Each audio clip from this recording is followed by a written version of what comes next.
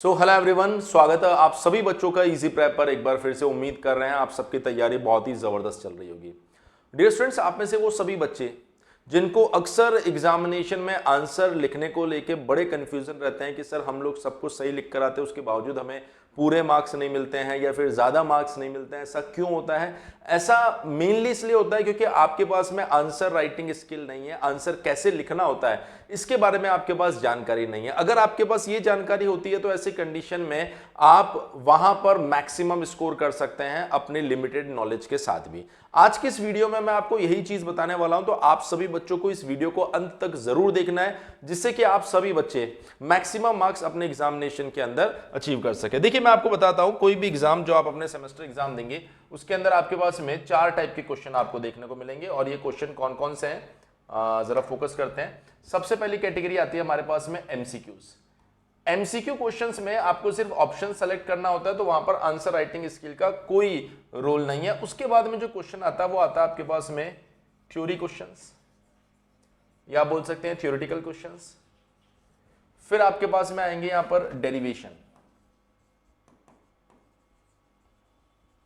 और उसके बाद में आपके पास में आते हैं न्यूमेरिकल क्वेश्चंस।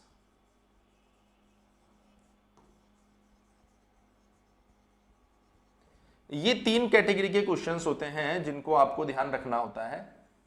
अब यदि हम लोग बात करें कि सर थ्योरी क्वेश्चंस, या मैं बात करूं डेरिवेशन, या मैं बात करूं न्यूमेरिकल क्वेश्चंस, तो कैसे आप यहां पर आंसर लिखेंगे? जब भी आप थ्योरी क्वेश्चन लिखे, सबसे पहले तो आपको आपकी जो थ्योरी लिखनी होती है उनको पॉइंट्स के फॉर्मेट में आप लिखें।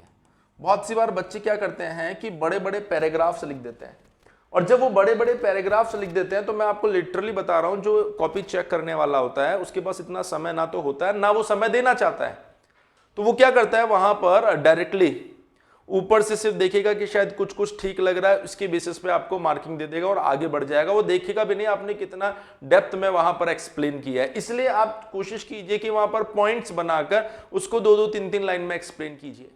जैसे मान लीजिए आपने 10 पॉइंट बनाए, हर एक पॉइंट के अंदर आपने एक छोटी सब हेडिंग डाली और उसके बाद उसमें 2-3 लाइन वहां पर मेंशन कर दिए, तो उससे पता चल जाएगा। अगर वो जल्दबाजी में होगा तो वो देखिएगा कि हाँ 10 के 10 पॉइंट इन्होंने कंसीडर किए हैं, और इसके बेसिस पर आपको वहां पर कंप्लीट मार्क्स या मैक्सिमम मार्क्स मिलने के चांसेस होते हैं।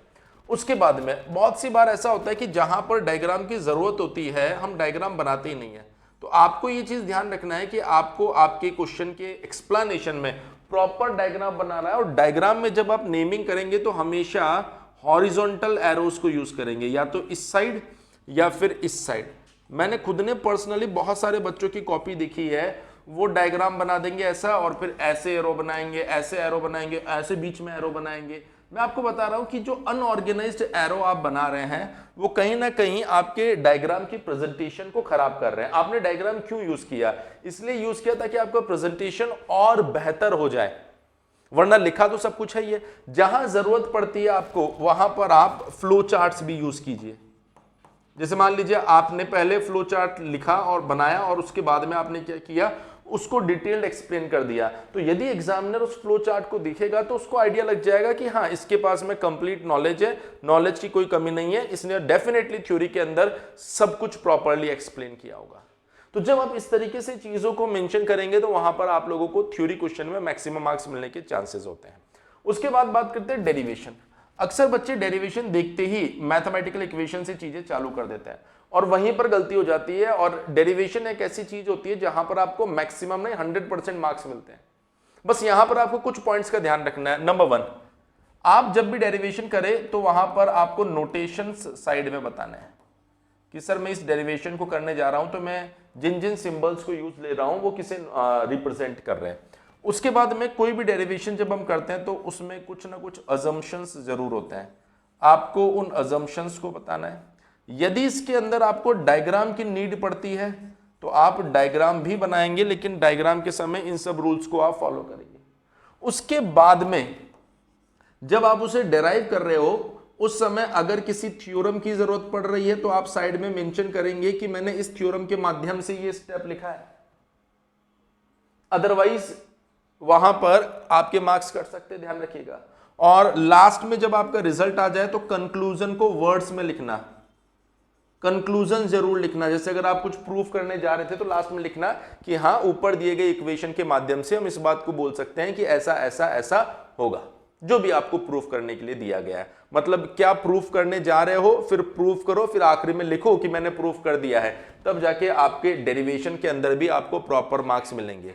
हर एक बच्चे को पता है कि जो वो सब्जेक्ट पढ़ रहा है उस सब्जेक्ट के अंदर कौन सा डेरिवेशन उसने क्लासेस में किया है, उसकी प्रैक्टिस करके देखो और इस फॉर्मेट में उसको एक्सप्लेन करके देखो, आपको खुद को ये समझ में आएगा कि हाँ यार हमने बहुत अच्छा लिखा, इस पर तो मार्क्स मिलने चाहिए। सेम कहानी जब न्यूमेरिकल क्वेश्चंस की आती है तो वहां पर सबसे पहले आपको लिखना होता है गिवन डेटा, इसके बाद में आप नोटेशंस भी बता दो, अच्छी बात रहेगी अगर नोटेशंस आप बता दोगे, और यहां पर आप कौन सा फॉर्मूला यूज कर रहे हैं या फिर कौन सी थ्योरम यूज कर रहे हैं, ये चीज बताना जरूरी है कि सर फ्रॉम दिस इक्वेशन या फ्रॉम दिस थ्योरम या फ्रॉम दिस फॉर्मूला मैं अब इसको सॉल्व कर रहा हूं। उसके बाद में जो भी आपके पास में आंसर आ रहा है उसके अंदर आपको प्रॉपर यूनिट लगानी है और कंक्लूजन यहां पर भी लिखना है।